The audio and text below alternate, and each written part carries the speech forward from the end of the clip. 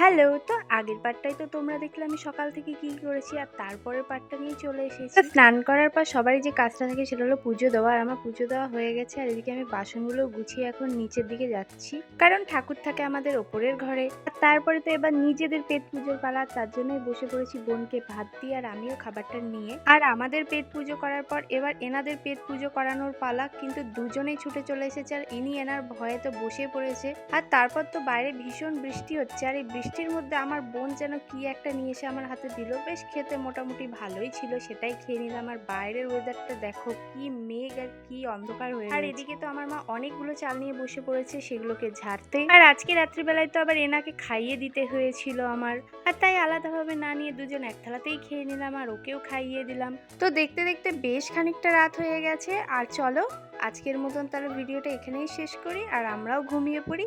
আর তোমাদেরকেও জানাই টাটা।